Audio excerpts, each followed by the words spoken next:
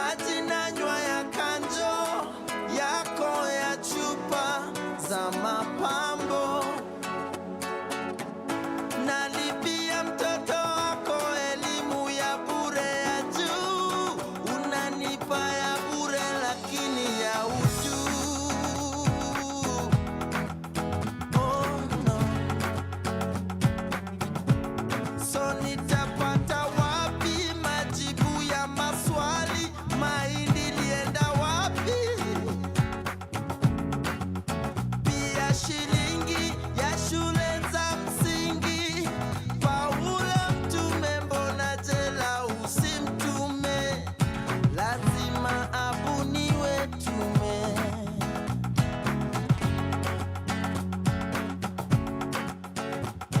Lazima abuniwe tume.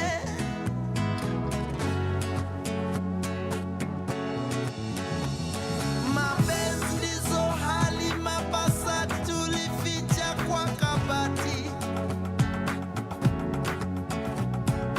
Kazi kwa vijana, pesa kwa wazee. Tulimangamanga mpaka za maded aise. Lazima abuniwe tume.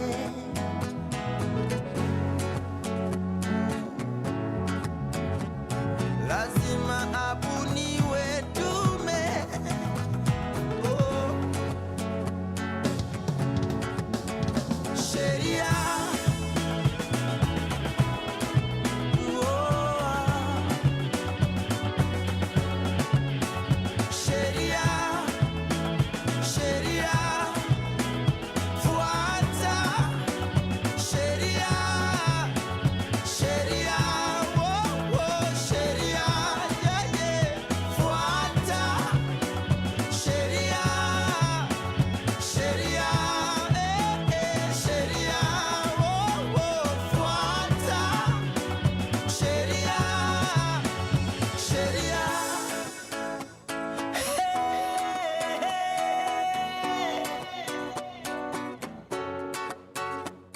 Pia wewe mwananchi, tabia zako ziko chini, unapenda kulipa hongo na kutumia njia za uongo. Una mipango na hata watoto wa kando, haujui hata majina yao. Kura yako uliuza maini figo, ukakulia hadi dini, kisha wasema tukuthamini, na wewe hapo hauaminiki, na wewe hapo haupangiki. Wapi kidero when you need to slap somebody? Complain ufisadi, kwani ulidhani t-shirt 50 bob leso siku ya campaign ilikuwa free? Ni 5 year loan investment, utalipa kingi ya parliament. We are one, amani we are one. Na utumishi kwa wote, utu missing CCTV we were watching. Pressure insecurity na job opportunity ni kama mti ya kibiriti. Side moja heavy, usiniambie Kenya kuna umaskini, kwani hizi fat fingers zinaibia nane? Maskando inatuletea wa survival. Media define leadership, na sura ukiaka front page na improve readership. Ambia wase wa Twitter wa hashtag hii ama hash reality doesn't make a good TT. Commission of inquiry wanakula commission bila kutupa ukweli. Ni kubaya baka kukiwa kuzuri, unashindwa nini mbaya? Machozi ya perpetrator ineza dilute damu ya victim ilimwagika. After all is said and done, all will be said, nothing will be done. You're not my tribe, but you're my blood type. Like it doesn't have to take tragedy to know that. Sheria.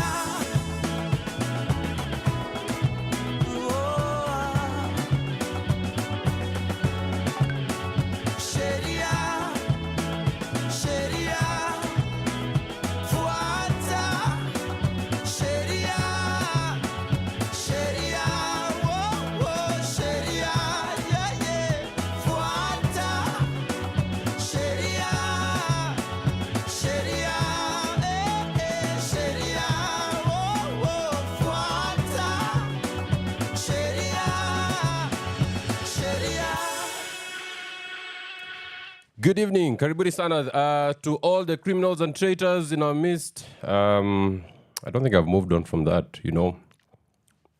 Welcome, this is Sheria Dive right here on Pawa Radio.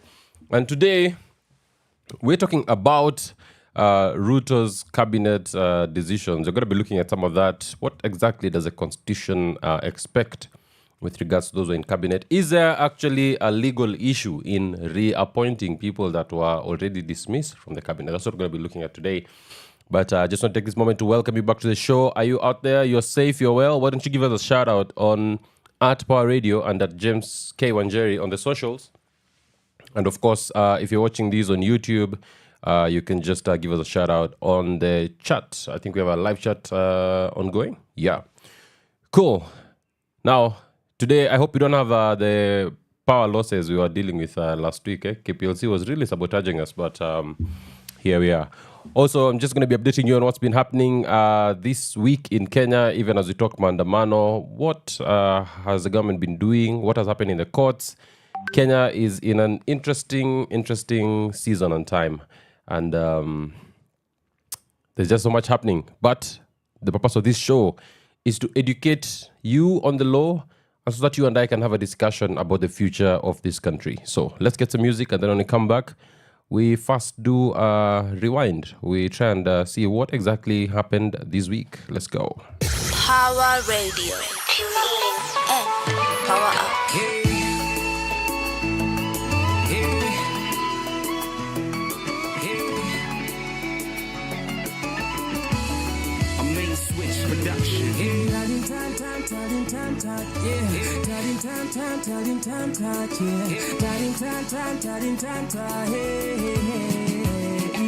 Mapenzi ni bahari lisilo na mwisho. Mapenzi ni moto kwa roho na haichomi. Nimempenda msichana ewa kisonko.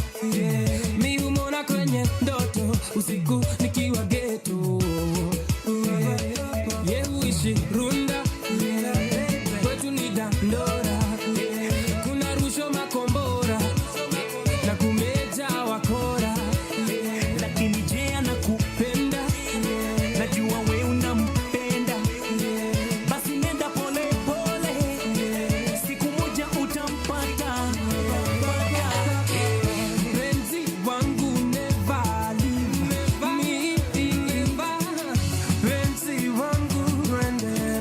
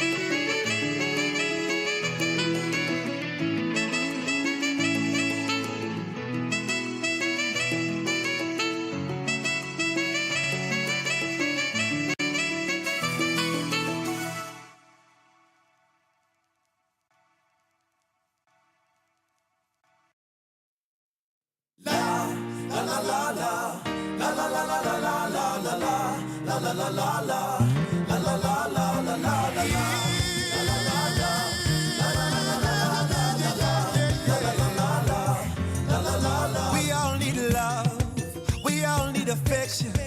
And the way that you're looking at me, I can feel a connection. Unanibamba baby, kwanza unavyochekecha, kinywaji kwa mkono na kibeti kwa bega. Just quiz mademo napenda do na machali pia tunazo drama. Ya dunia ni mengi sana, no commitment mama. So nipe nafasi, nikupe mapenzi yangu ya kilia. Hallelujah, oh, nakupenda, tena nina imani sana. Ushanitega, we all need someone. Nakupenda, tena nina imani sana. Ushanitega, so make love to me. No, unconditionally, babe. Unconditionally, babe. Make love to me. Unconditionally, babe. Unconditionally, babe. No. They all need a love. Me, I need a wife. Wakuishi na yeye.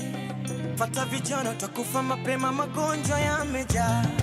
Jina langu wali, sasa lazima nile. Nikikosa kula na wendo chakula nitakonda mazima. And I believe nitakuwa na wewe mwanzo mpaka mwisho. And I believe, baby, yeah, we all need love. Ushanitega, we all need some. Nakupenda, tena nina imani sana. Ushanitega, so make love to me. Make love unconditionally, babe. Unconditionally, babe. Make love to me. Unconditionally, babe. Unconditionally, babe. We all need love. Nakupenda, tena nina imani sana. Ushanitega, we all need love. Nakupenda, tena nina imani sana. Ushanitega, make love to me. Yeah. Unconditionally, baby, make love to me. Unconditionally, baby. Unconditionally, baby.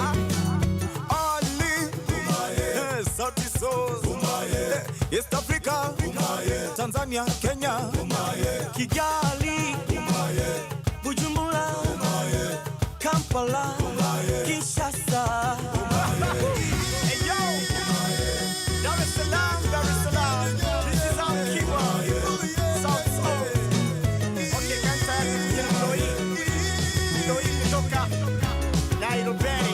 Pop. We all need love. We all need love, especially all the people out there who've, I think we've had about 52 people actually lose their lives as a result of police brutality. Many of them died by gunshot wounds, and others, it was what we call blunt force trauma, okay? So this means you've been hit. I think a lot of people with blunt force trauma had been hit on the head. Of course, we had guys who had been shot. And it's really a sad time to be a Kenyan. I think this season has been quite interesting because on one hand, you're very proud of the fact that Kenyans have actually gotten to the point where we care about social issues and we're willing to come out and speak about it. And you look at everyone who came out for the protest. It was every person of all ages. Guys came out, guys stepped up, and they made the noise that needed to be made, and we got some results. Of course, the president withdrawing that finance bill. Then after that, he decides to fire his entire cabinet except Madividi and Gachagua. Of course, the reason for Gachagua remaining is under Kenya's 2010 constitution. Now, before the constitution of 2010, we had a president called Moi who would appoint people and fire them at will, okay? So I think I remember there's a time Kenya actually didn't have a vice president for a very long time because he'd fired the VP. I think it was Saitoti. He fired him and then he decided, wacha nikae hivyo hata mimi. And you can imagine being in a country where there's no vice president. What happens if the president was to die? But I think Moi had a god complex. He never thought he could die. Anyway, so in 2010 constitution, we decided as a country that the deputy president will also be elected together with the president, okay? And he can only be removed by way of impeachment or death. So Gachagua, of course, remains. Then Madividi remains. He is a prime cabinet secretary. And that's actually it's an illegal position. It does not exist, There is no provision for it in the constitution. But today we want to talk about the cabinet. That will be the focus of our discussion today. And just looking at the constitution, what does the constitution actually provide about who should be in the cabinet, how should the president go about appointing people to the cabinet, what are the requirements for cabinet ministers? And then we're also going to be looking at some of these names. Are they individuals who, when you look at the constitution, are they individuals who should be elected into those positions of authority? That's what we're going to be looking at. But of course, this past week, the National Police decided that we are going to ban protests. You cannot protest in the city of Nairobi. That's what they said. And of course, Katiba Institute, my pal Joshua Malidzo filed a petition at the High Court. And the High Court has actually suspended that directive that no demonstrations are allowed. And you can see we have a serious problem in this country. And sometimes I get very angry, guys, because how do you decide that you can just wake up and suspend constitutional rights? Like, are these guys not being advised? Is it that we don't have people being advised, or are people just doing what they want to do? You can't wake up and decide we have suspended the constitution. You cannot have the right to go and demonstrate. It's actually a right protected under Article 37 of the Constitution. So, of course, the High Court has set that aside. And then the National Police then issue another letter. And in the letter they say, we actually did not ban people from going to the streets or from protesting, okay? What we have said is that if you want to do it, you must come and give us the name. Who is the leader of that? Who is the leader of that protest? What is their number and where do they live? Do you see what's happening? So what the government wants is to know, kama ni umepanga hiyo maandamano, they can easily come and target you and pick you up. Well, that requirement does not actually exist in the law. That is a requirement that has been made by the Police of Kenya. And we're going to challenge all these things, and we'll be looking out for that decision by the High Court once the hearing happens and the petition is finally determined, because I do not think that the police should be able to ask for such information, because you're exercising your right. Their work is to actually ensure that protesters are protected. Of course, early this morning, we received news reports that some goons on motorbikes had descended upon Sema Ukweli offices. Sema Ukweli, of course, is associated with Boniface Mwangi. Is that government retaliation? Who paid these guys? Who brought them out? Of course, there was no police presence. So that even gives you more questions than answers. Anyway, guys, this is our country. I think one of the things I've enjoyed is seeing how Kenyans have actually been very focused about the things we want. And this is just, my appeal to the government. And I mean, anyone who's listening to this, and you're probably part of that government, what people are asking for is not impossible. As a matter of fact, what people are asking for exists already in the Constitution. So it's just a question of, do you have enough goodwill to effect that Constitution? And perhaps I always think part of the challenge maybe we have is, if you recall in 2010, when you were going for the, when you were voting for the Constitution, the current president right now, William Ruto, actually led the no wing together with the church. It was William Ruto and the church. Their relationship has been a very long and fruitful relationship. They have always ganged up to just to be on the wrong side of history. So Ruto leads the no campaign against the constitution that we have today. And it's the same constitution that we're asking him to uphold. Can that actually be done? He must do it. Because remember, part of the oath when he's taking oath as president, he says that he will uphold that constitution. So it's not a question of whether he wants to or not. All right? No one wants to get hurt, no one wants to get maimed, no one wants to get killed. We want to live in this place. We don't want to go and be butchers in Saudi Arabia. This is Kenya. This is the Garden of Eden. And we're here. We want to enjoy ourselves and to have fun. Okay? Anyway, we're going to be looking at some of those names that have been proposed and some of the challenges. Kenya is getting its first Attorney General, which is a female Attorney General, which is a big deal. But there's some question marks about her qualification to actually step into that position. And you're going to be just looking at what the Constitution had in mind, especially on who becomes the Attorney General. So we're going to kick off with that. Rebecca Miano is Ruto's nominee for the Attorney General. She was also in the previous cabinet that was dismissed. We're going to be looking at that. But for now, let's get some music. And then when we come back, we try and make sense of Ruto's choices. Let's go. Power Radio. Tune in and power up.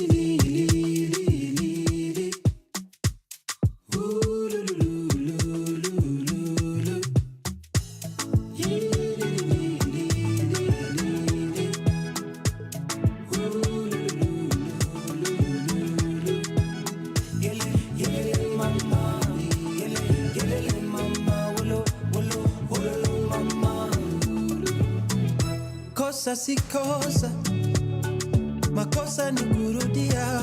Pole sana kama umevumilia, tulikosana, nikaomba ungenirudia, ukanikana hadharani mbele ya dunia. Beti lichomeka, zima moto hawakusaidia, ndege ya vieta kianguka hawakunyambia, saizi liona na sikufuatilia, jirani alikuteka, mali yangu wakanikulia. Ni sawa, umeniacha nimeachika, ni sawa, ningenyamaza yote tisa, but for you, is that who you have picked over me? Umeniacha nimeachika, ni sawa. uko sure ndo mwenye unataka, uko sure Ni sawa, uko sure unaweza sema with your chest, uko sure. but for you, is that who you have picked over me? Umeniacha nimeachika, ni sawa, ni sawa, ni sawa. Nomba on your wedding day, stima zipote, upate fat fingers, ringi sitoshe. Your boyfriend akubaye kadogi ukidhani nika cute kakuume. Mother-in-law na father-in-law wakuchukie wakikuona, unadhani yeni catch kumbe yeni spam donor. Yoni nini unabonya? My lord, I wonder, but as long as you're happy wena, wependa kenye unapenda, imeenda. Ni sawa, umeniacha nimeachika, ni sawa, ningenyamaza yote tisa, but for you, is that who you have picked over me? Umeniacha nimeachika, ni sawa, Uko sure ndo mwenye unataka, uko sure ni sawa, uko sure unaweza sema with your chest, uko sure. but for you, is that who you have picked over me? Umeniacha nimeachika, ni sawa,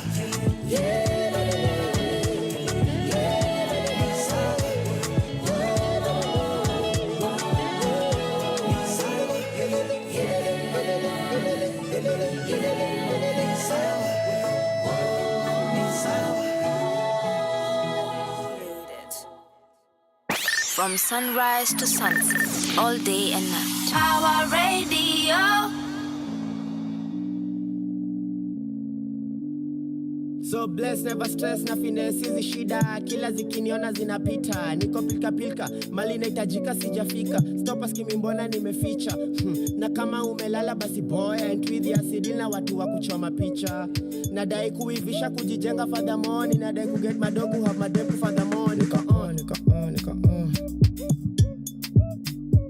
do a form Toa form. Kaniform iwe ya nguvu, dash kaniform ya ududu, pole ni husu upu. Waste my time ni vurugu, na kamtuki one man na bado sijishuku. Cheki jom supu, kuna venye umeiva, babe umekosa tu vitungu. Na ukieza zigedish itakuwa set, na unajua babe venye si ududu. Nika on. Toa form. Nika on. Toa form.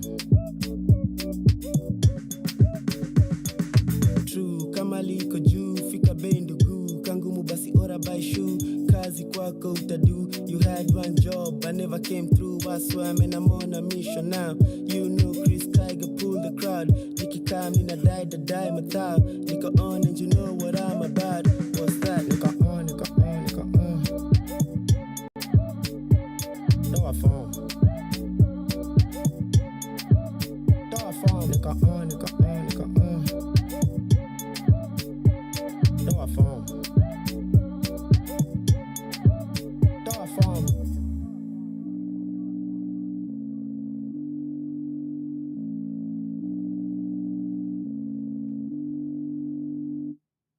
Niko on. Toa form, manze. And form today is talking about President Ruto's cabinet choices. Cabinet choices by the president. Now, you know, one of the things I strongly believe is there's a quote I had once, and I've always thought it's an amazing quote, and that is that those who fail to learn from their history are bound to repeat the mistakes of their past.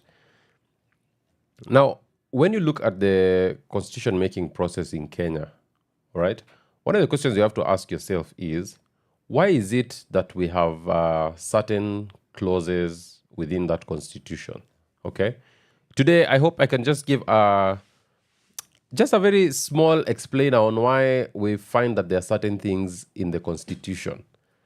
Of course, everyone knows, number one, and this has been amazing just seeing this on the streets.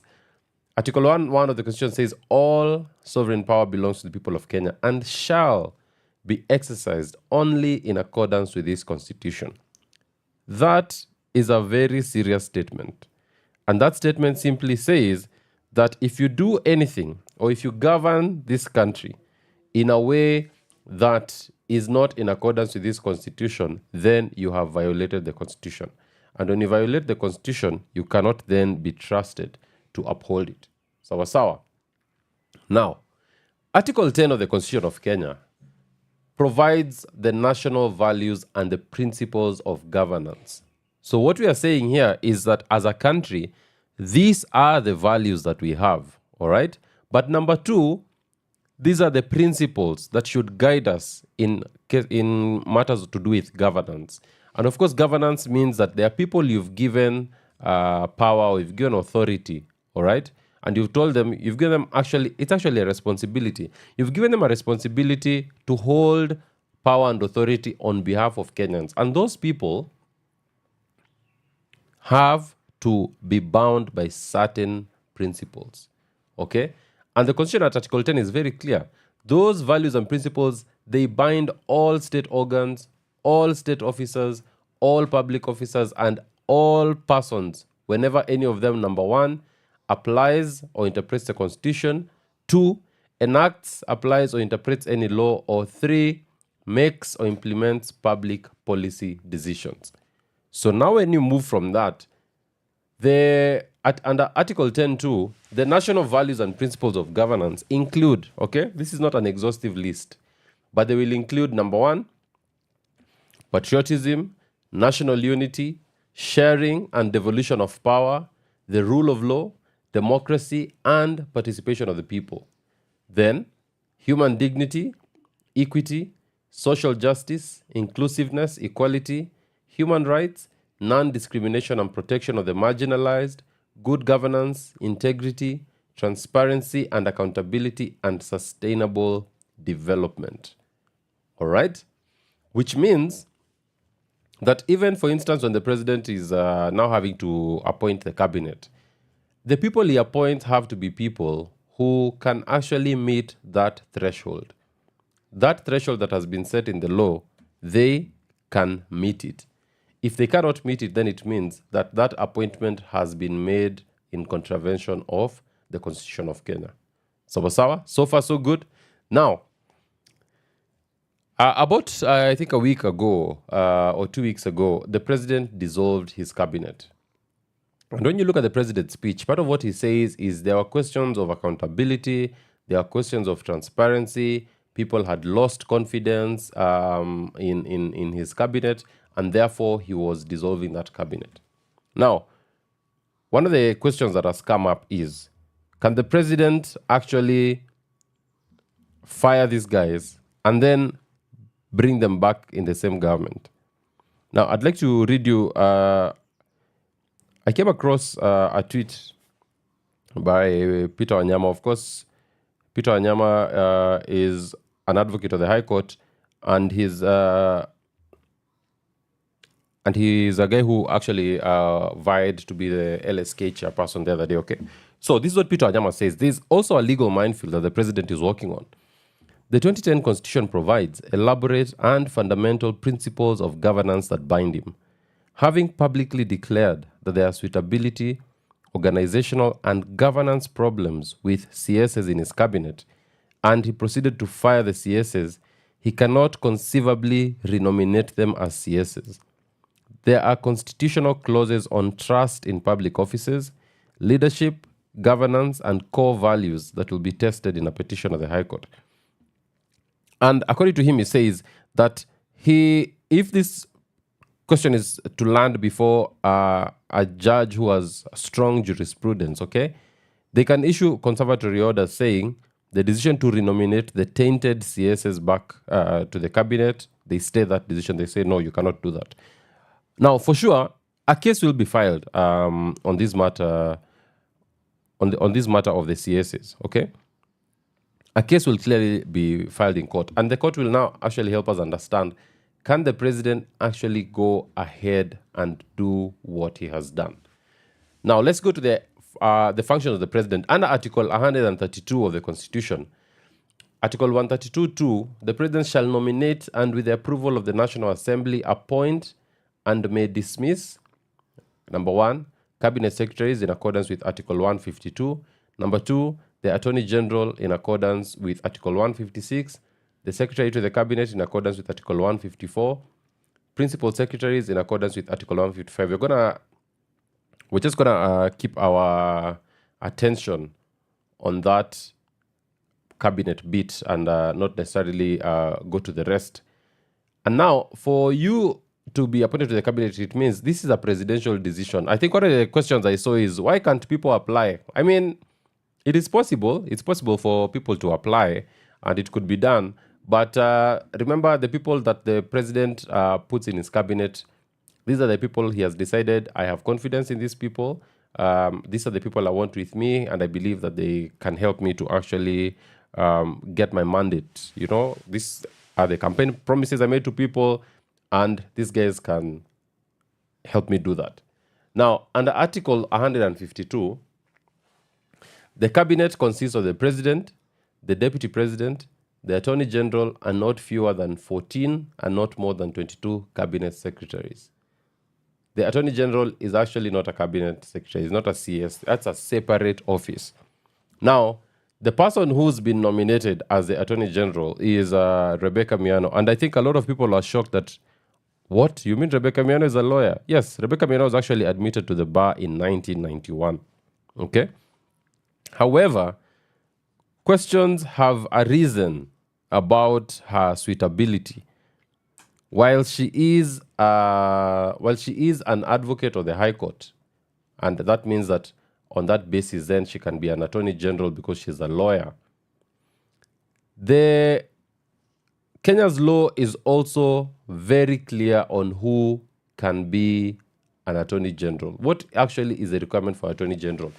If you go to Article 156,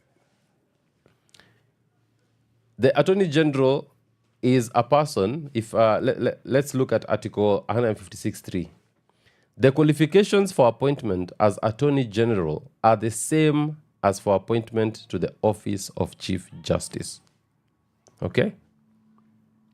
It means that the person you actually appoint as your Attorney General has to meet the requirements of the Chief Justice. Like if we were to appoint a Chief Justice,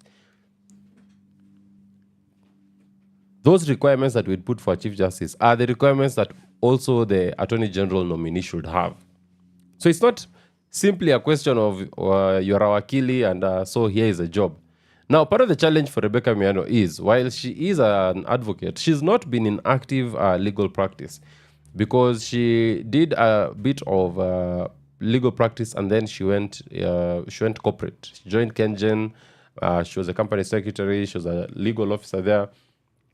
So in terms of the experience of going to court, filing cases, as a matter of fact, she has not practiced law. And by practice, I mean she's not filed any matters before court. I don't even think she's written she's done any academic writing on the Constitution of Kenya 2010. So this is someone who, yes, you are an advocate, but in terms of your qualification, and the question you should actually ask is, would you appoint Rebecca Miano as a Chief Justice of Kenya? I hear crickets, guys. Would you actually appoint her as a Chief Justice in Kenya? Because that is actually the requirement. And it's a high requirement because if you look at Article 161,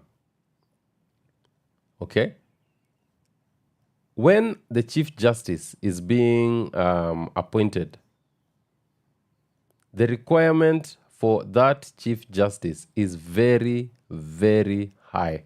It's a very, very high requirement. Now, let's look at Article 163, which establishes the Supreme Court, and it, of course, indicates who can actually make up that Supreme Court. And, of course, the Chief Justice is one of them. To be the Chief Justice of Kenya, you first have to have been an advocate for at least 15 years. All right?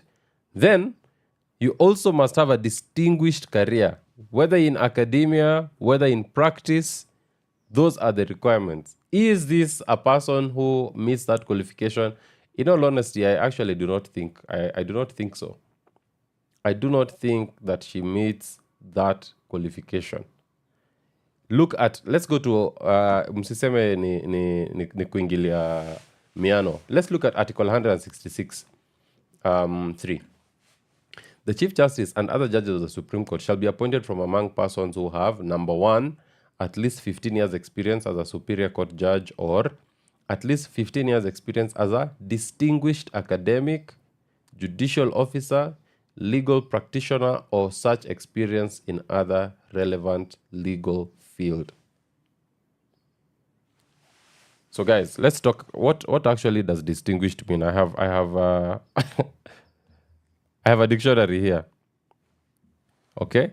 Distinguished means very successful, authoritative, and commanding great respect.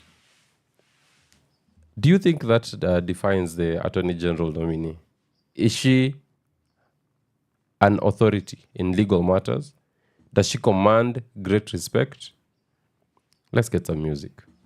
Pawa Radio. Tune in and power up.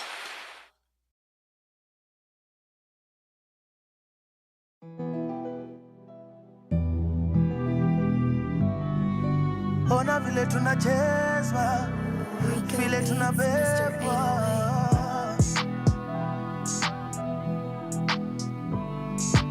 Ona vile tunachezwa, vile tunabebwa.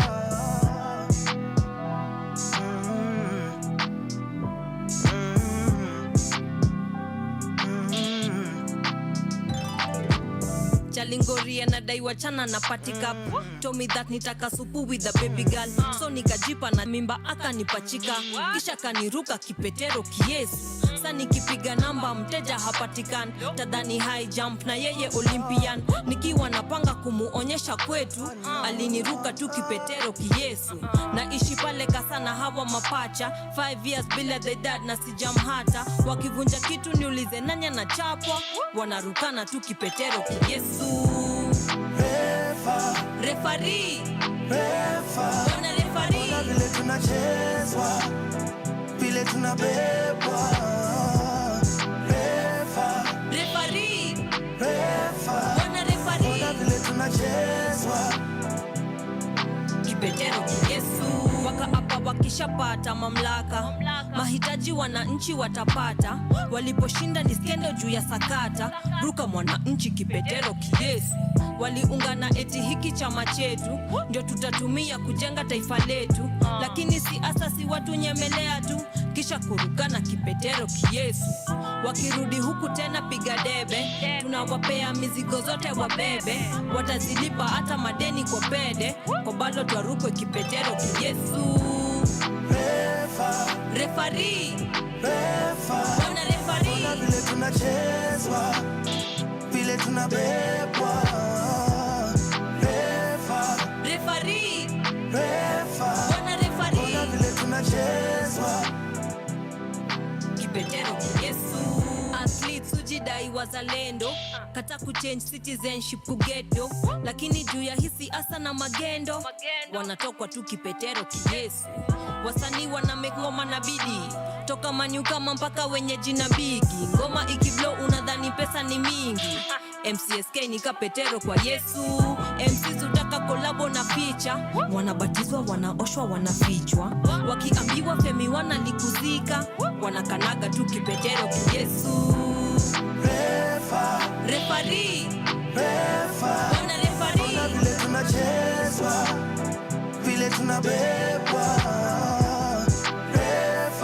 refari wana refari, wana vile tunachezwa, wana vile kipetero kwa Yesu.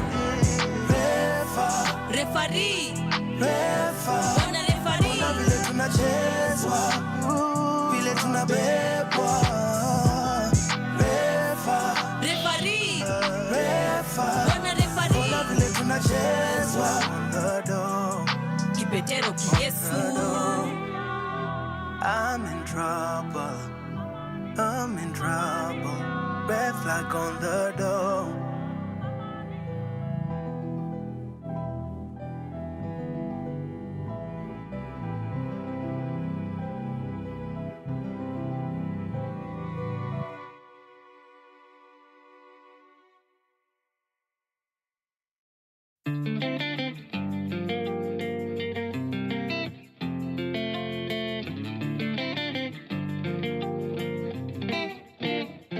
Barua toka Jaramogi na Kenyatta, wanauliza kama Kenya kuko sawa. Nikawajibu Kenya tuko na disaster, watoto wetu wanazidi kuzikana.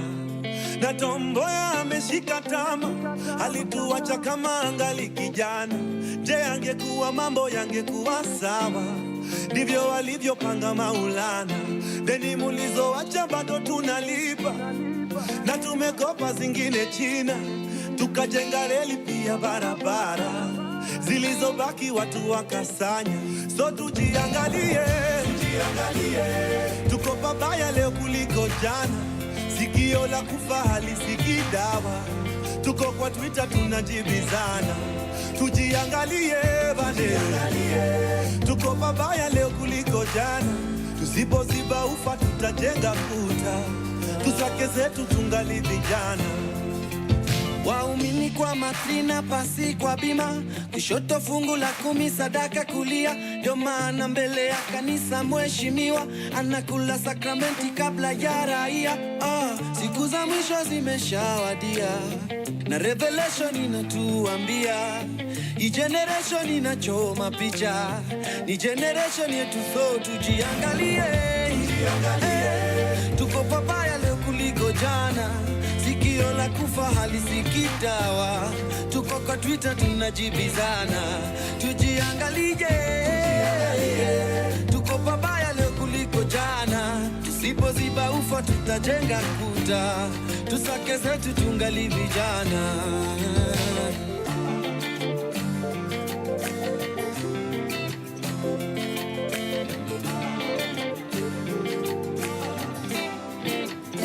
Mishuki alisema tufungeni mikanda, ona leo twavuna tulichopanda. Kura zetu zilitugawanya, makabila na pesa pia tulimanga. So when you make your bed, usingizi gani tumelala? Tutajua tujui, Vision 2030 tabaki ni story. Tujiangalie, tuko pabaya leo kuliko jana. Sikio la kufa halisikii dawa. Tuko kwa Twitter tunajibizana. Tujiangalie, tuko pabaya leo kuliko jana. Tusipoziba ufa tutajenga kuta, tusake zetu tungali vijana. Dosi aliniambianga freedom never comes for free. We vote tribe ama real cash, ask Boni. Tuna Roma lia mwezi ta JSU plus dogi. Wal mzima Twitter keotindo fast body. Ban pictures in Africa, black coffee and none. I'm richer than my neighbor but we're both in a slum. If the rich always win, why should the popular run? Unless democracy ni what you say my only for fun. Na hii weekend tuko church tunauza sura kabisa. Post ya haga wenda poa sana na caption ya scripture. Kayondo gospel pitisha bagi ya sadaka kwa club, yeah. Traffic madragu baindai, traffic mandai zina drag. Kwa maya mwizi make stories za shamba grab. Kono inahonga imevaa bracelet ya colors za flag, yeah. Tujiangalie manze. Tujiangalie. Because can you believe it? Kithure Kindiki is back to the Ministry of Interior and National Administration. This is the same guy who was in office when 50 people were killed by police officers. Now, police are allowed to use their firearms. I mean, they are carrying them, right? But they're allowed to use them in very, very specific circumstances. One of those circumstances is that they'll only use it when they are in fear of their life, okay? Let's say a police officer has been attacked and it has to be the last thing that they do. Actually, last year in 2022, I believe, that's 2 years ago, right? In 2022, the High Court invalidated some sections of the National Police Service Act. Justice Anthony Mrima invalidated paragraphs 1C, D, and E of Part B of the 6th schedule of the National Police Service Act. And these laws were actually giving police officers sweeping powers on the lethal use of firearms beyond protection of their own lives and others. Now, for instance, that 1C said that a police officer is allowed to use a gun in protection of life and property through justifiable use of force. And the second one was preventing a person charged with a felony from escaping lawful custody. Okay? Now, 1E spoke of preventing a person who attempts to rescue or rescues a person charged with felony from lawful custody. This act had been passed in 2011. So what is the challenge here? The police should never have to use their firearms when protecting property. Because remember, once that bullet is discharged, it means whoever it hits will probably lose their life. That guy is back to the cabinet. Kithure Kindiki is back to the cabinet, to the same position that he had been forced to vacate by the president when they were being dismissed from serving Kenyans. It almost feels like a promotion. And you know, the interesting thing is, for all these people who've actually died, the government has not visited any of them. The government said they're going to pay their bills at Kenyatta National Hospital.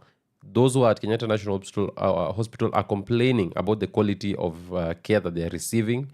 I think I saw online, one of them was saying that he got a wound and they were not addressing it, and they might actually have to amputate his leg.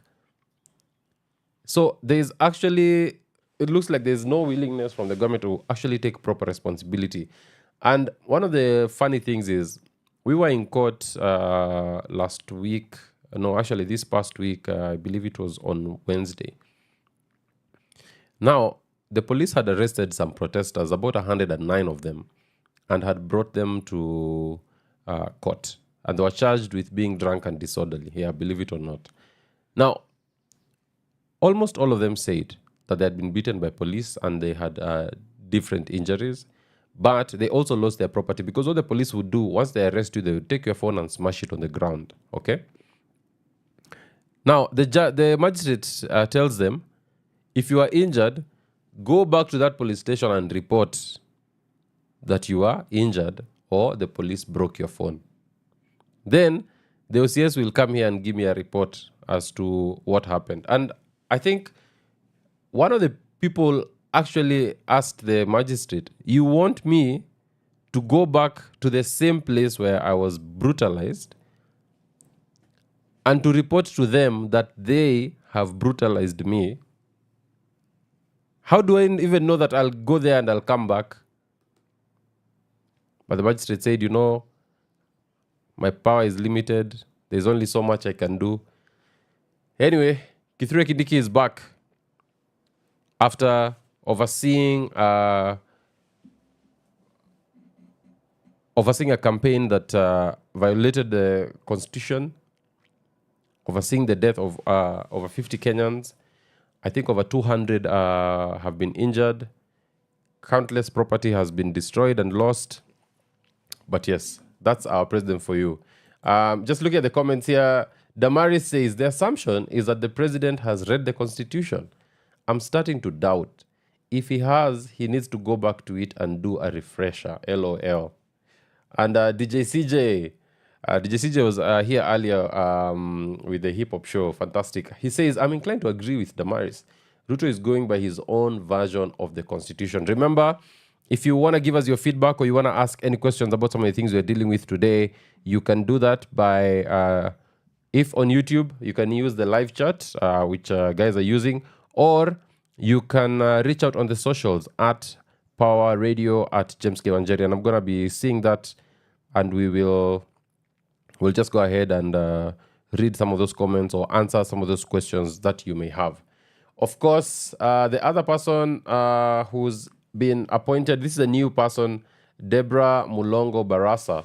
She's actually a doctor, and with her now, the problem was that she has not practiced medicine in Kenya for a while, so she had been struck off the roll of doctors. Her license had been suspended. And I'm told that immediately she was appointed by the president, she paid about 80,000 shillings in license fees and penalties so that she can now be returned to, she can be an active doctor. She can be put back on the list as an active doctor. I say, where does the president get these people from? Anyway, for Deborah Mulongo Barasa, she's actually a medical doctor. And she's worked with some international bodies within the United Nations. And so it will be interesting to see how that goes. In the Ministry of Defense, our man Aden Duale is back. Okay? Aden Duale is back at the Ministry of Defense. Remember, we had earlier asked whether it's actually possible for you to be, can you be fired and then you're brought back to the same job? It's a constitutional question. And yesterday, before the president made the announcement, there was already a bash for him. This country is very interesting. There was a bash for Duale in a hotel, and they had actually put up a very big banner saying, Simba is back. I think they call him Simba.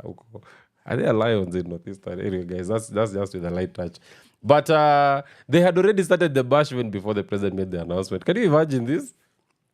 So anyway, Aden Duale is back. And as we talk about Aden Duale, we'll also be looking at, are there any questions about his integrity, even as we bring him back into this position. So let's get some music, and then when we come back, we talk about Aden Duale, and then after that, we look at the rest of the list of the people who are actually being nominated to serve as cabinet secretaries. Power Radio. Tune in and power up. Kwa majina ni Iane. Alexis on the beat. Weka mziki, leo nataka kucheza. Nina mabeshte ndani kwa party, tunataka kucheza. shida ni mingi, leo nataka kucheza. You know, we just wanna party and enjoy. Leo lazima nyama kwa wingi, ugali kidogo, pombe kwa wingi, chesa kidogo, mapenzi kwa wingi, chuki kidogo, situzitoke mdogo. For the sun fits on us, tujibambe pamoja. For the sun fits on us, tulewe pombe pamoja. It's all about good vibes, and inshallah. Good vibes, and inshallah. Good vibes, and inshallah. It's all about good vibes, and inshallah. Mapenzi ndani kwa gari, kila siku tunapare. Mapenzi ndani kwa gari, kila siku si tunapare. All of the man them, all of the girl them, what I want every day we do it for the fun them. Sexy ladies in the party, man about money and you know it's an anthem. Give thanks to the Most High. Every day a blessing you see and we multiply. Bigger picture now your good side. A bigger picture now your good side. Chapa kwa wingi ngoi kidogo, usiogope choma photo. Pigia Cindy, pigia Jojo, na tunarudi soko. Cause I know you sacrifice, tujibambe pamoja. I know you sacrifice, situchome kimoja. It's all about good vibes, and inshallah. Good vibes, and inshallah. Good vibes, and inshallah. It's all about good vibes, and inshallah. Nina mabeshte ndani kwa gari, kila siku tunapare. Nina mabeshte ndani kwa gari, kila siku si tunapare. Nina mabeshte ndani kwa gari, kila siku tunapare. Nina mabeshte ndani kwa gari, kila siku tunapare. Good vibes, and inshallah. Good vibes, and inshallah. Good vibes, and inshallah. It's all about good vibes, and inshallah. Mabeshte ndani kwa gari, kila siku tunapare. Mabeshte ndani kwa gari, kila siku si tunapare.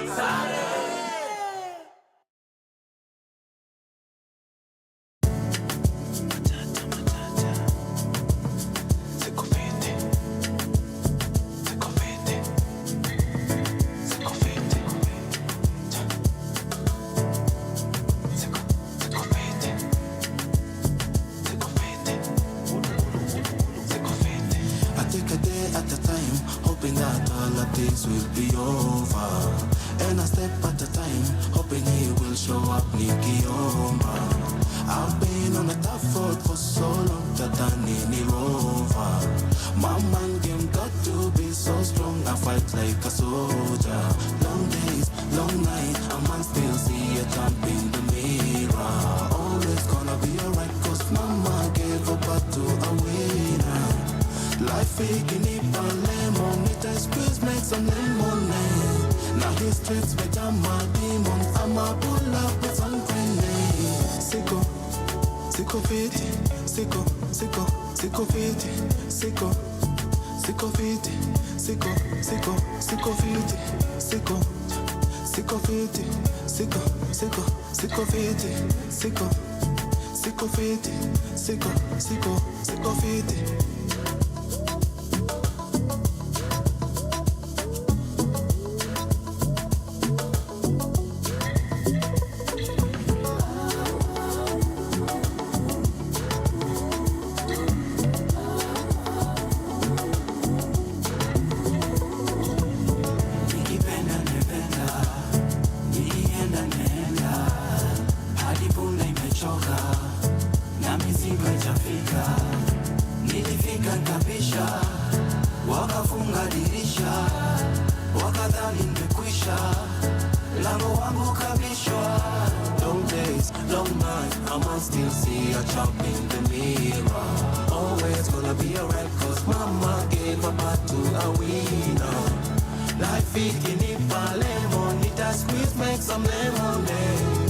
these streets, me jam my demons. I'ma pull up with some grenades. Sicko, sicko fit, sicko, sicko, sicko fit, sicko, sicko fit, sicko, sicko, sicko fit, sicko, sicko fit, sicko, sicko, sicko fit, sicko, sicko fit, sicko, sicko, sicko fit.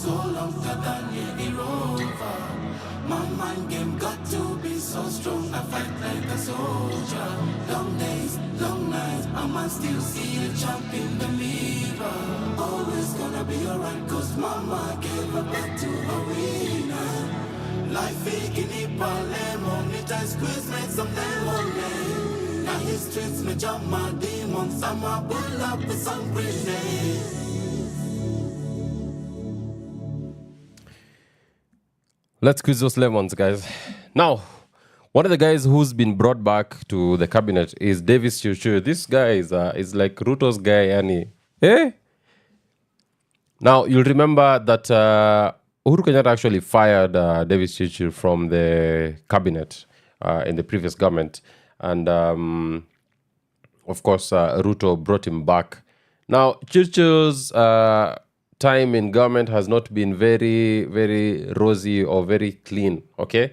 Now, sometime late last year, actually, Raila Odinga actually pushed for the resignation of Davis Chirchir and Njuguna Ndung'u. If you'll remember, there was a 17 billion diesel scandal that had happened. And according to Raila, what Raila said was that Treasury withdrew 17 billion shillings from the consolidated fund illegally, okay? They stole, so this is what Raila says. Raila says they stole money from the consolidated fund in addition to spend monies up way above what Parliament approved. They must not only resign, they must also be prosecuted. Now, Raila was saying that the evidence he had was that there are documents that had been tabled by Senator Okiya Omtata, which showed that 42 million shillings had been withdrawn from the consolidated fund without the authority of Parliament. All right. Now, if you want to remember this story properly, there was a lady called there's a lady called Njeri. Do you remember that Njeri? There's a ship somewhere in Mombasa, huko, and it has diesel and it's in billions. And when the lady's mom was brought to TV, she's like, I didn't even know my daughter has so much money.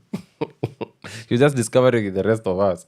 And according to Okiya Omtata says that he said that whereas what was financed by clauses 19A and B above is not disclosed, there's a direct correlation between the 17 billion, which was unconstitutionally withdrawn from the consolidated fund in June 2023 to subsidize unnamed private financial enterprises, and the 17 billion contested oil shipment between Ms. Njeri and the two cabinet secretaries. The two cabinet secretaries were Davis Chirchir and Kipchumba Murkomen. And according to Okiya Omtata, he was saying that the reason why there's a fight is because wamekosana. Okay? Now, the Auditor General, then, I was coming across this today, the National Oil Corporation of Kenya, okay, is under the Ministry of Energy, where Davis Chirchir was the minister before the president dissolved his cabinet. Now, you'll remember that there was a program by the president to distribute LPG gas cylinders, burners and grills. Do you remember? There was something like that when Ruto became president. They said people have to start using gas. All right. Now, who was the minister in charge of this? Davis Chirchir. This is what the Auditor General says. The Auditor General has revealed that NOC, which is the National Oil Corporation of Kenya, cannot account for over 149,000 LPG gas cylinders, the 6 kg ones, burners and grills that had been purchased for low-income households. NOC's records show an inventory of 161,448 cylinders, but only 11,675 were included in their financial statements for the period ended June 2023. So what is being said here? That according to the inventory shows we've bought 161,448 gas cylinders. Okay? But when the financial statements are produced, only 11,675 could be accounted for, which means we have some 149,000 cylinders out there. Ziko huko kwa hewa. Now, can I shock you further? The Ministry of Energy set aside 4.5 billion shillings, and this was meant to purchase some gas cylinders, including 1 kg and 2 kg cylinders for the hustlers, okay? Because we're trying to push LPG growth as a clean energy solution. That's Davis Chichi for you, ladies and gentlemen. He's back to the cabinet. Yeah? The president, he really chooses them nicely. Wow. All right. The other one who's back is Soipan Tuya, who's being given the Ministry of Environment, Climate Change and Forestry. That's where she was before. And really, there's nothing you can say about Soipan Tuya apart from the tree planting thing that happened. I don't think we've seen any other effect that her ministry has had. If you felt the impact of her ministry, why don't you just let us know in the comment section, or you can reach out to us on the socials at Power Radio, at James K. WaNjeri.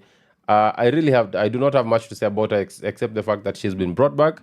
She was in the previous cabinet before it was dissolved, and now she's back.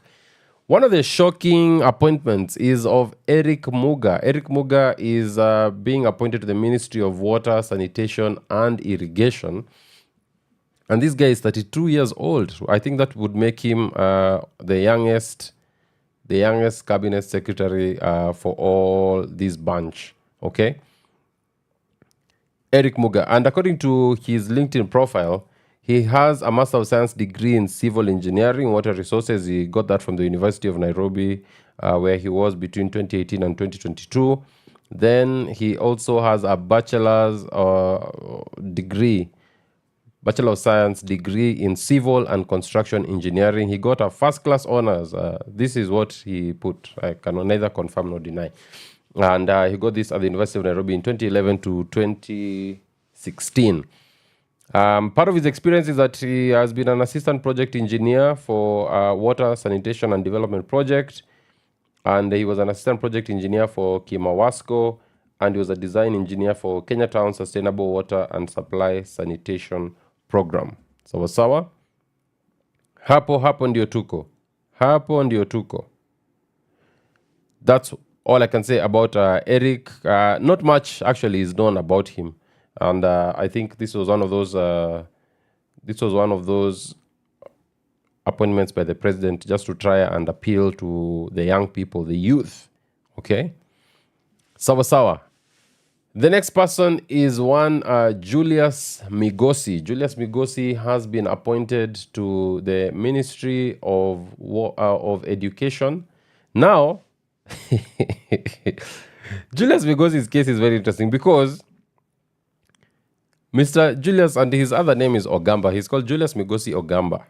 Now, you remember that the previous Minister for Education, or CS for Education, was Ezekiel Machogu, okay? Now, in 2022, Machogu vied for the Kisii governor position on a UDA ticket. Guess who his deputy governor was? Julius Migos Ogamba. So the same guy who was going to be his deputy governor, of course, he lost that. He lost it to the Azimio candidate. So they've replaced Machogu with his assistant, basically. The guy who would have done... It's like, I think they called Machogu. They were like, bro, where urudi manze? Asalareiku, urudi manze. Now, just give us... what's the option B? And they said, shika huyu kijana. Take this... well, he's not a young man. He's an old man. But that's the connection for Julius Migosi. So it appears that I think Machogu probably had a deal. Wakasema, your ministry, your education, that one is mine. It's for me. And so here is Julius Migosi coming in to fill that position. The other person who's also made a comeback is one Alice Wahome. Alice Wahome is an advocate of the High Court, but she's been taken to the Ministry of Lands, Public Works, Housing and Urban Development. That is a ministry that she was actually in at the time the cabinet was being dissolved. So just like Linturi and Aden Duale, she's been brought back to the same... no, actually, she was in water.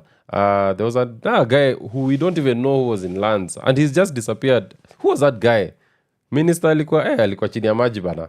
But he's gone. So Alice Wahome is now back to the Ministry of Lands, where she will be dealing with the affordable housing project that has been one of the flagship projects for the Kenya Kwanza government.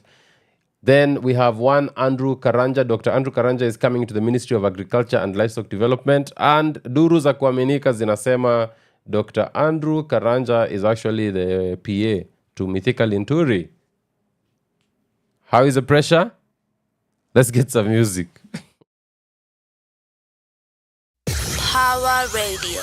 Tune in and power up. Kwani bossy konene. Hey. Oh yeah. Man.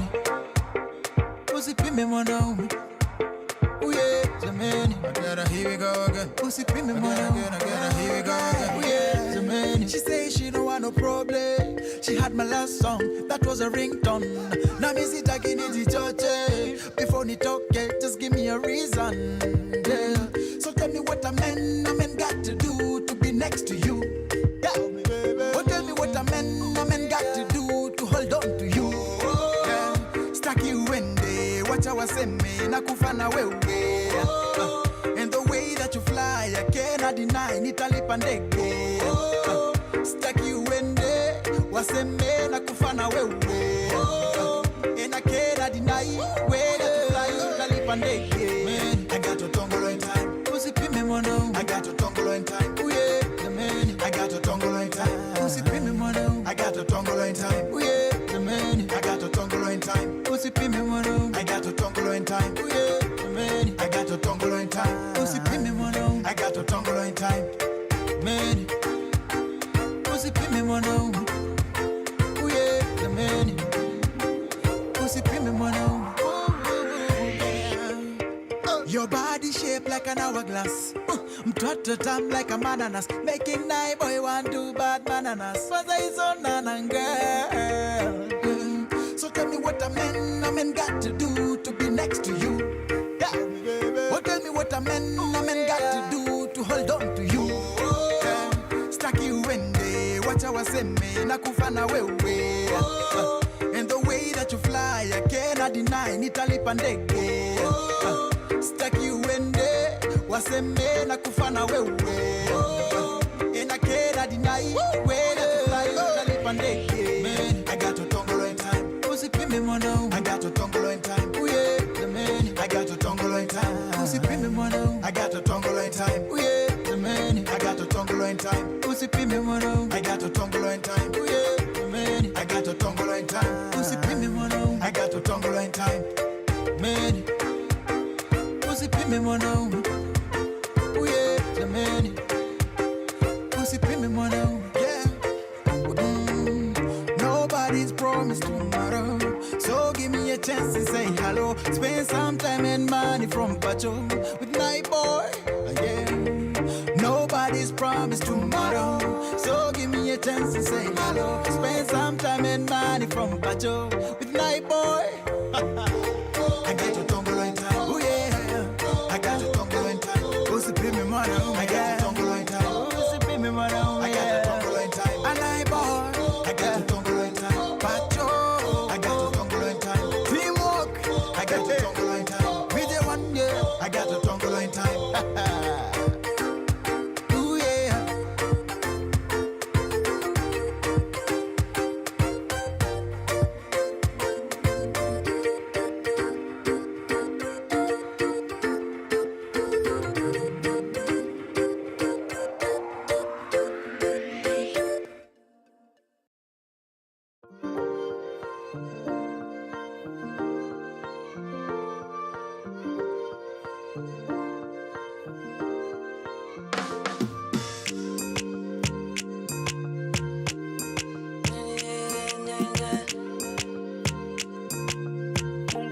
akipenda basi siwezi zuiwa. Majaliwa, Mungu akipenda basi siwezi zuiwa. Majaliwa, mahali naelekea lazima nitafika. Majaliwa, leo isipoweza kuna kesho pia. Majaliwa, Mungu akipenda majaliwa. Na hata wakifunga milango, dirisha zimefunguliwa. Maisha huwa tough in the jungle, lioness huwa halali njaa. Mama say I should always stay humble. Lily drop all once in my lifetime. Ukanipa another chance cause you love me so. Naomba hii bag nisifumble. The way you save me, mipango yote ya shetani imepanguliwa. With your love and grace, na msosi sikosi nimeandaliwa. So let me make you proud, all the way to stars. Bendera yetu ipepe, ipepe. Majaliwa, Mungu akipenda basi siwezi zuiwa. Majaliwa, mahali naelekea lazima nitafika. Majaliwa, leo isipoweza kuna kesho pia. Majaliwa, Mungu akipenda majaliwa. Inua tambla, shukuru saja. Hata kama una mkwanja, shukuru afya. Hine wasi haja give up on the hustle. Hine spam sana sikia kuwa champion. Na aim for the top bila rifle. My rival na check from a faki horizon. Na stay on the top kama title. Na eyes on the price bila kuangalia kando. Majaliwa nina shoulder neza lie on. Majaliwa ni Jehovah na rely on. Majaliwa hii ni ngoma itago viral in time bro Kanairo na kwa charts international. Majaliwa, Mungu akipenda basi siwezi zuiwa. Majaliwa, mahali naelekea lazima nitafika. Majaliwa, leo isipoweza kuna kesho pia. Majaliwa, Mungu akipenda majaliwa. Welcome back. Now, we're talking about Dr. Andrew Karanja, and I think out of everyone who's been appointed by the president, I think this one is, I'm just looking at his CV. He has a Bachelor of Science in Agriculture from the University of Nairobi. Then he got a Master's of Science in Agriculture Economics from the University of Nairobi, and a PhD in Development Economics and Policy from Wageningen University in the Netherlands. He's from Gatundu North, Kiambu County, and is a CS nominee for agriculture. I don't know about him being a PA. Those stories have appeared online. Hatujui kama ni za ukweli, kwa hivyo tutazitreat tu kama rumors, okay? Now, part of his work experience is that he has been a lead economist at the State Department of Livestock. He was a lead consultant on assessment of public financing for farmer-led irrigation development in the State Department of Livestock. He worked for the World Bank here in Nairobi as a senior agricultural economist and task team leader, and he is a research fellow at the Egerton University Tegemeo Institute. Sawa. Now, the other person as well who has been nominated is one Dr. Margaret Ndungu, and she has been brought into the Ministry of Information, Communication, and the Digital Economy. All right? Now, you'll remember this position was actually held by Eliud Owalo, and I'm just going to give you some of the profile for Dr. Margaret Nyambura. She was not in that original list of the guys who are in the other government, so she's new.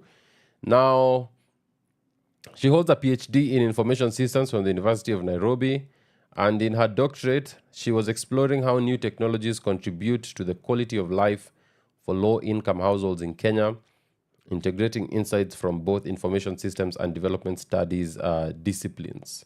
Okay. She has an MBA in Management Science from the University of Nairobi, and for her undergraduate, she studied a Bachelor of Science in Information Sciences at the Moi University. She did her postdoctoral fellowship at the Tshwane University of Technology in Pretoria, South Africa. Now, in terms of her work, She has worked on national and regional projects funded by IDRC, World Bank, NEPAD, International Trade Center, and Vodafone, among others. And she has also consulted for the Kenya ICT Authority. Okay? She seems like she's very... For some of this, you actually get the feeling that the president has gotten people who are properly qualified. I think this nomination and also the nomination of Dr. Andrew Muhia Karanja, it seems like these are guys who are proper experts. And when you look at let's look at that at the Constitution of Kenya, when it comes to questions of the cabinet, you'll remember that one of the requirements in the 2010 Constitution was that people who get into cabinet would not be members of parliament. That was being removed because the purpose of parliament is to provide oversight to the executive. So if you have members of parliament also being in the cabinet, then how are you going to oversight each other? So that was removed. And the idea was that you'd have technocrats, people who are experts in that area, people who actually... for instance, if you're going to get someone in water, it has to be someone who understands, has a proper educational experience, has a proper work experience.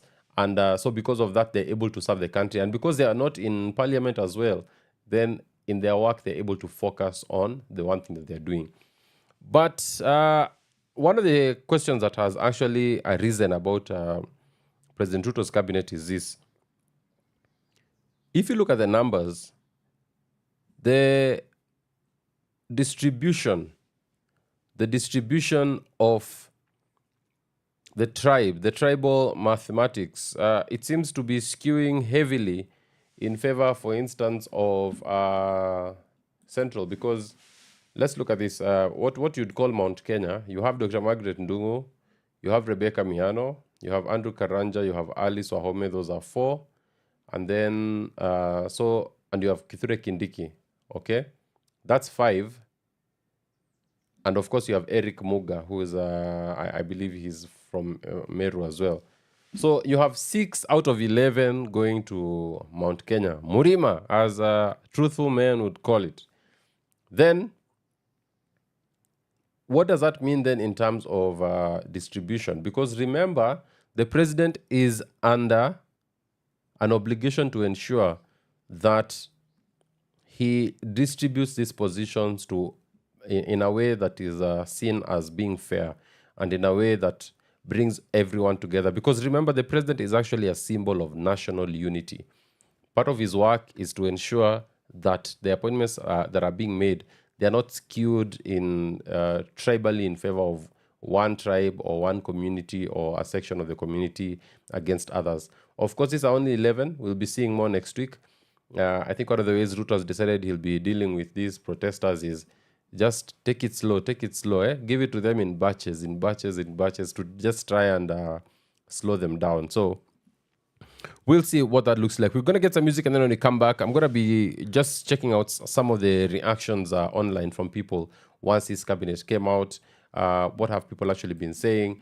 And Damaris is here saying, yani these politicians wanameza bila kutafuna. That gluttony is on another scale. And she says, when done with the cabinet, could you touch on the ID renewal issue? Is it constitutional? Does this mean that they can start telling us to renew our children's birth certificates as well? All right, we're going to be talking about that. Of course, not in today's show, but thank you for that, Damaris. And of course, remember, if you're listening, you'd like to ask a question, you'd like to give your feedback, you can do that on @Pawa Radio and @James K. WaNjeri on the socials. But also, if you'd like to put your comment online, we have a live YouTube. So if you're watching us on YouTube, you might as well just go and put that there. Let's get some music, and then when we come back, we see what did people online, what did people on Twitter actually say about the cabinet once the positions were read out. Let's go.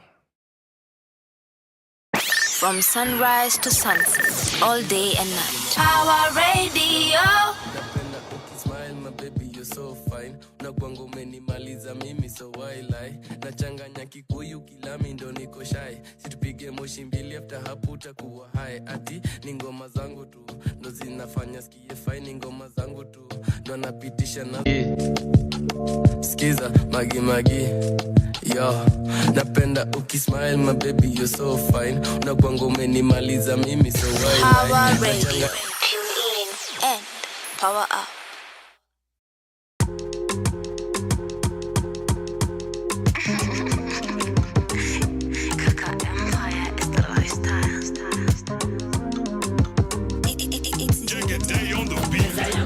Kila mtu amebewa na sijabewa. Na ni mimi ndio nalipa bill na kila mtu amelewa na sijalewa.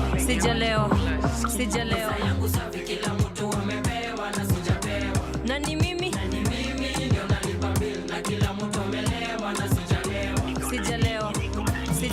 Okay, na skim na panga, scratching na bamba, me and myself best duo Habib na Manga, my steams na panda, luku silk ndio pamba na matri tushapanda na inachunisha kinanda. Hapa dere peke ndio kosoba kwa ndai, shots kidogo washatuna, oya songa my guy, hatujafika lianza mapema shamora kwa ndai. Before tusele kuna swara mispendagi walai, na kuna sponsor si ametuma waiter, kale kabuda pale kanadai kukubongesha jo. Kama ni pesa we mwambie sinaga pressure, tuko wote na ni uno solo ndio anacheza jo. Pesa yangu safi kila mtu amebewa na sijabewa. Na ni mimi ndio nalipa bill na kila mtu amelewa na sijalewa. Sijalewa.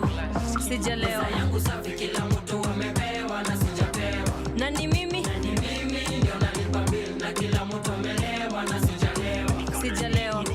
Sijalewa. Upepo wapi Nairobi, tunakesha hatuombi, kuna kota kwa pochi maini na kata ni hobi. Cham na mangwana rumba ni asam mangwana, nositishe maheni huku kwa chuom hawana. Lakini leo after party uptown, paparazi kwa parking tukifika na run town. Ligi bado so nikiwa solo au na mbogi, mtu wako chunga fiti uoni ya shanoki. Loki kuna chali flani mina mdai, Loki akidai anadai na mwai. Loki ama ni vile mi niko high, Loki huku niko kukofaya sana na sitoki. Safi kila mtu amebewa na sijabewa. Na ni mimi ndio nalipa bill na kila mtu amelewa na sijalewa. Sijalewa. Yangu safi kila mtu amebewa na sijabewa. Na ni mimi ndio nalipa bill na kila mtu amelewa na sijalewa. Weekendi lazima session, kucha rangi sura piga fesho, tembo nayo tunakunywa special, kula pesa cheki mesogesho. Weekendi lazima session, kucha rangi sura piga fesho, tembo nayo tunakunywa special, kula pesa cheki mesogesho. Pesa yangu safi kila mtu amebewa na sijabewa. Na ni mimi ndio nalipa bill na kila mtu amelewa na sijalewa. Sijalewa. Yangu safi kila mtu amebewa na sijabewa. Na ni mimi ndio nalipa bill na kila mtu amelewa na sijalewa. Sijalewa.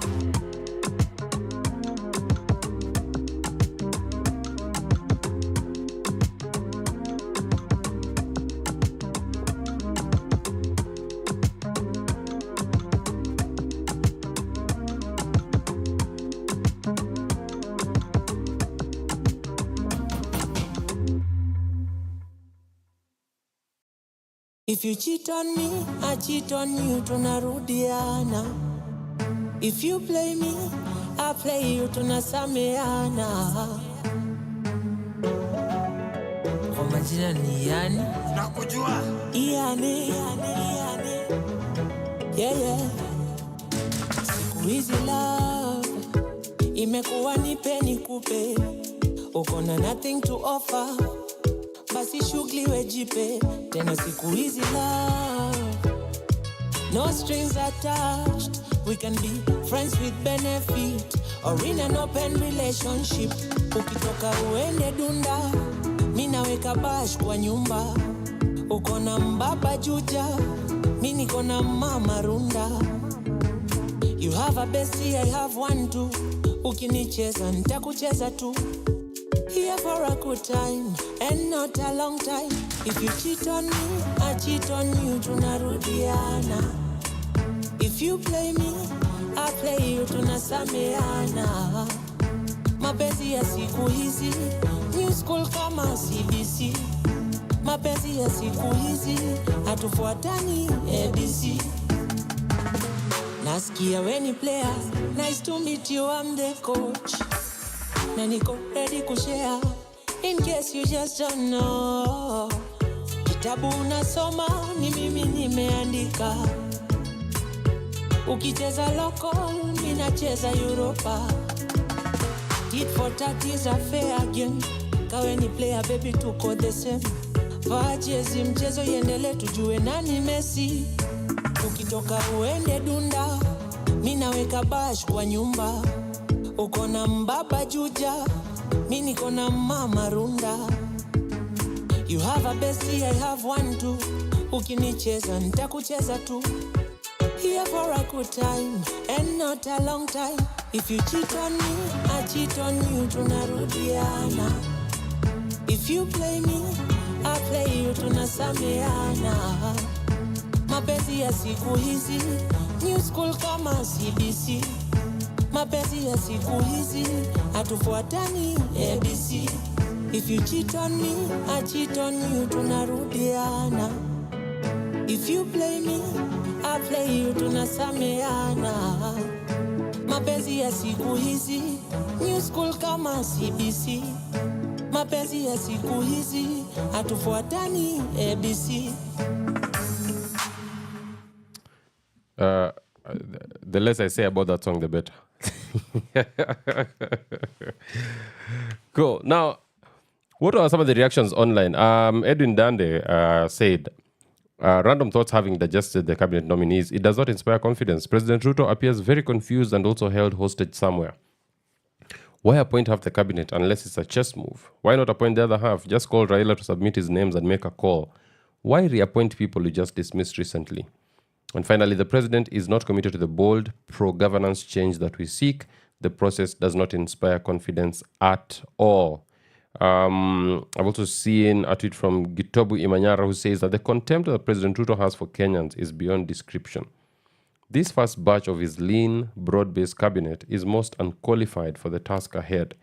Parliament should reject all of them. Thank God the Gen Zs have already spoken on our behalf.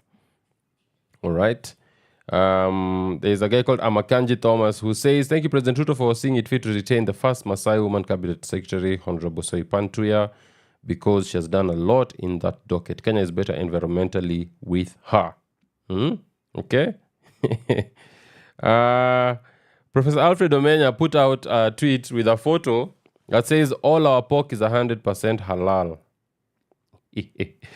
TL Elder Mobili Magodi, who is responsible for the deplatforming of politicians in our churches, he says, the only intention Ruto has is to loot this country to its demise. That is the only reason he is president. And for him to loot properly, he has to have the right people in his cabinet. That is the reality on the ground. All right? Let's see. Mbiti Mondi, Dr. Mbiti Mondi says, Kithure Kindike, who killed innocent kids instead of killing bandits, is back in cabinet. We need a total shutdown of this government. Ruto hates us that much. Kakaruto says, there's no way on earth we are accepting Kindiki and Duale back on the cabinet. They don't listen. All right? Very, very interesting thoughts coming in there. Boni Manyala said, some cabinet secretaries and principal secretaries are not familiar with their work. Gideon Kithaka, I think this guy is usually very pro-government. I see he says, he's referring to something that had happened in the past. All right? It appears, when you actually look online, it appears many people are not very happy with some of these changes that have been suggested. And there's also been a lot of lobbying on social media. You people, you actually think Ruto reads your tweets when you're trying to campaign for someone to get a job? Because I have seen this tweet. Wacha nipe huyu ndugu yako hiyo kazi. Eh? If the guy will not listen to you and you're telling him to not kill us, you think he's going to read your tweets? Anyway. Someone else says, of course, from the 11 of President William Ruto's cabinet nominations, Jana, 6 were from Murima and only 1 Kale. Out of a total of 22, only another 11 are remaining. How many of the remaining 11 do you think could be Kales? You see why ODM is loudly silent? That was from Kenyan Ones. Okay.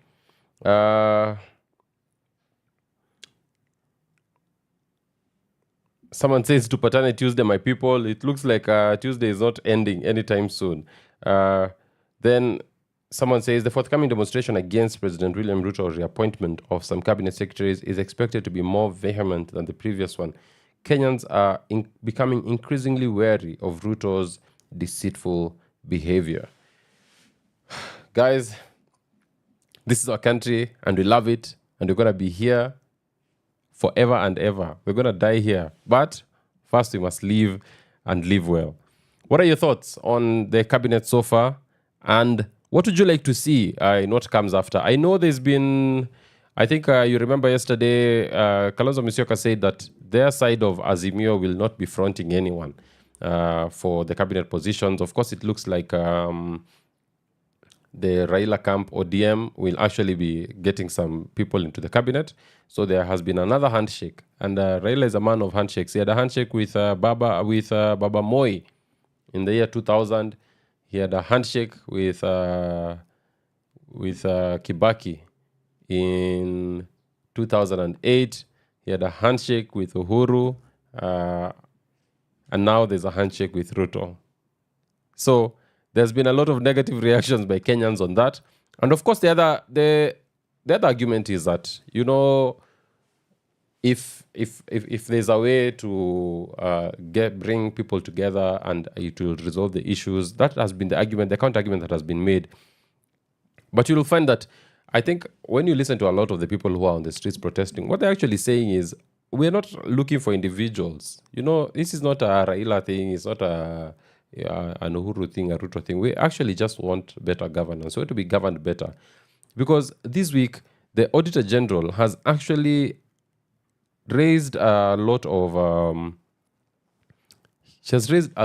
issues with some of the things that have been happening in the ministries, where, for instance, she said the government cannot account for 1.1 trillion that was borrowed between 2010 and 2021. Okay? Yet, yes, the money was borrowed, but to say this is where the money went and this is what it did, guys, that's 1.1 trillion Kenya shillings within a period of 11 years. Okay? Now, the National Health Insurance Fund, NHIF, 9 billion cannot be accounted for. Okay?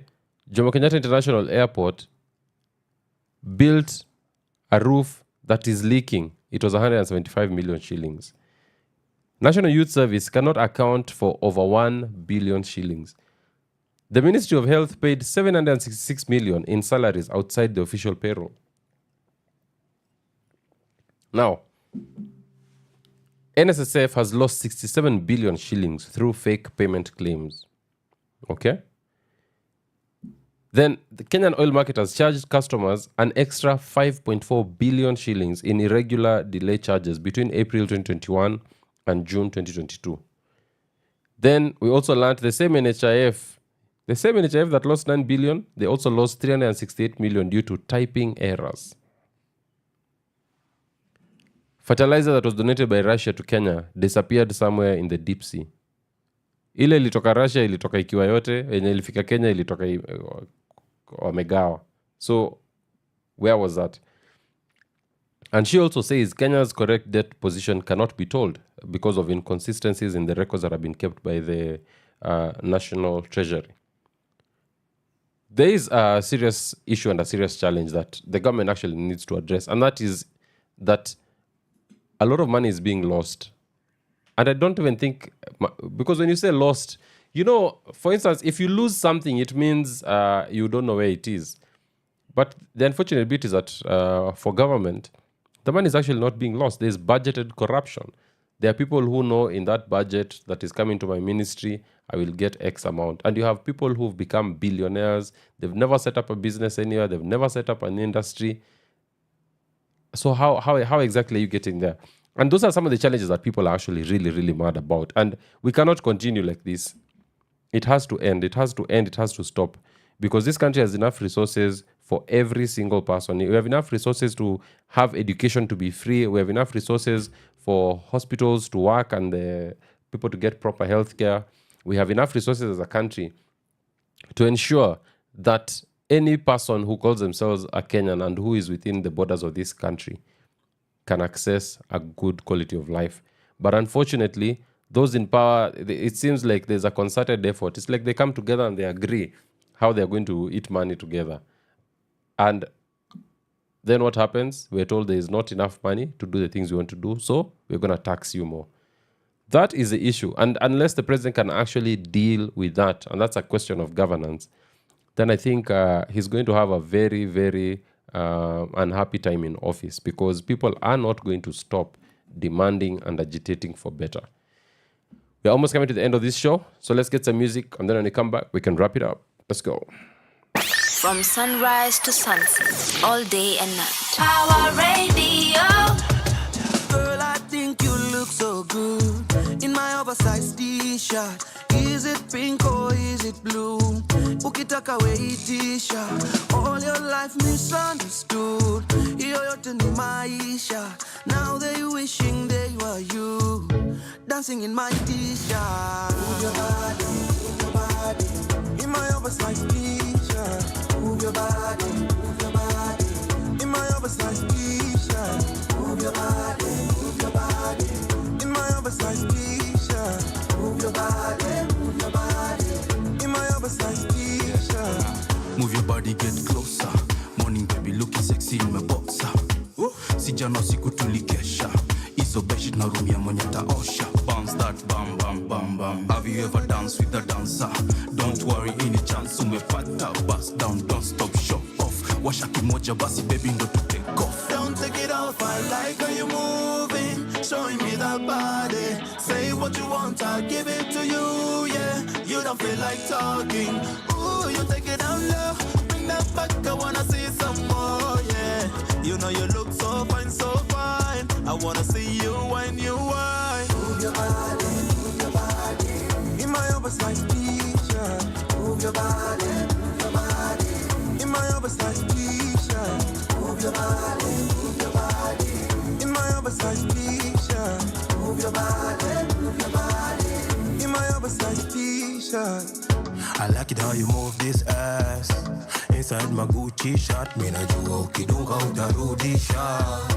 Baby girl you moving fast, ni movie. Nguo zako ziko kete ulisha moving. Na mimi sijui ushakuwa rumi. Unakuanga roju. French kisses, I'm only telling you bonjour.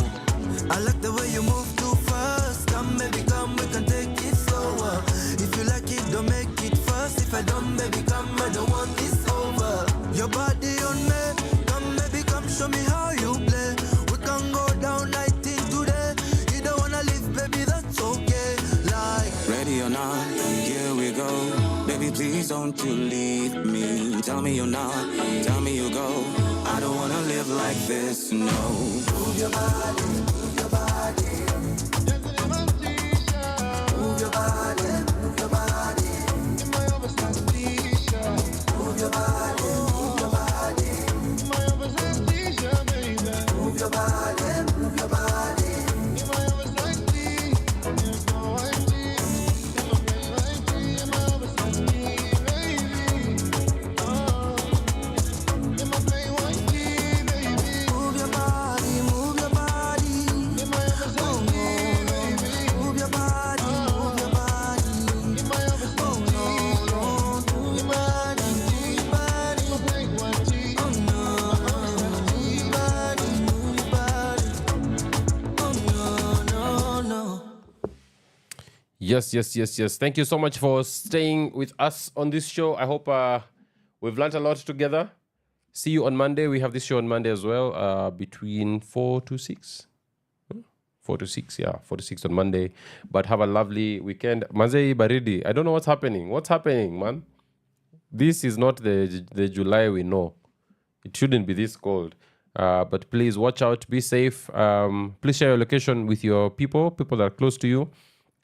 We've just seen an era of abductions. But remember, the one thing we must never, ever do is to remain silent. We should never, ever allow the government or anyone to silence us, because the day you become silent, that is the day your life begins to end.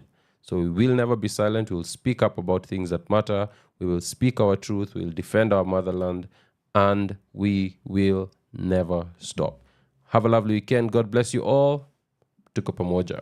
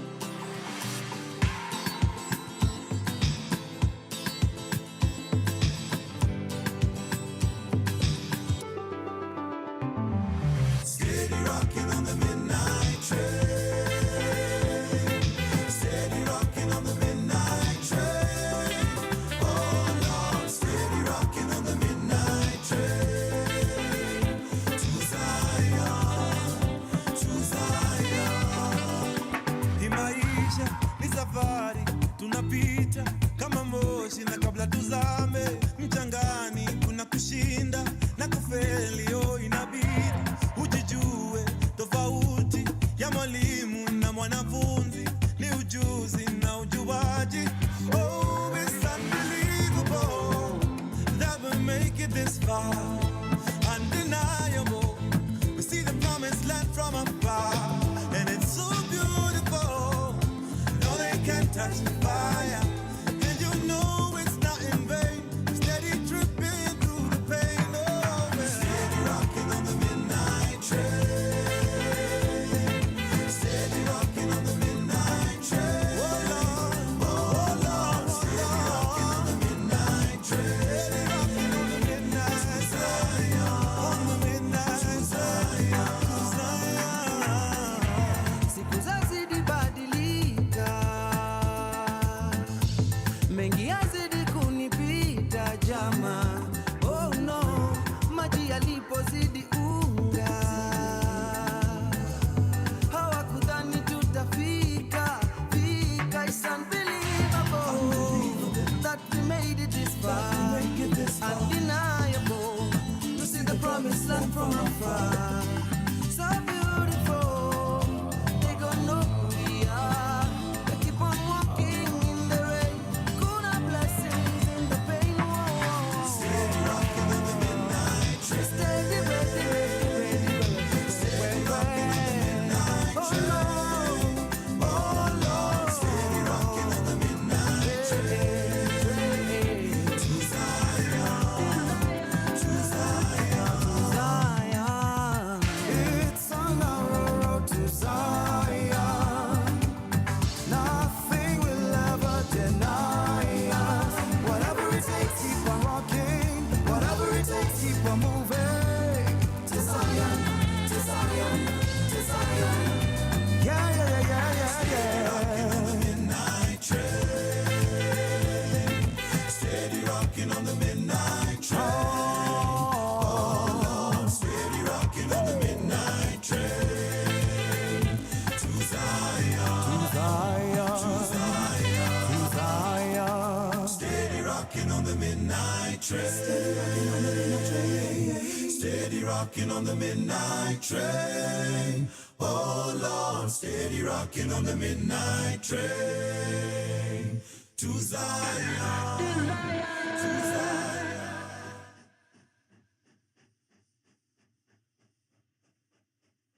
Pawa Radio. Tune in and power up.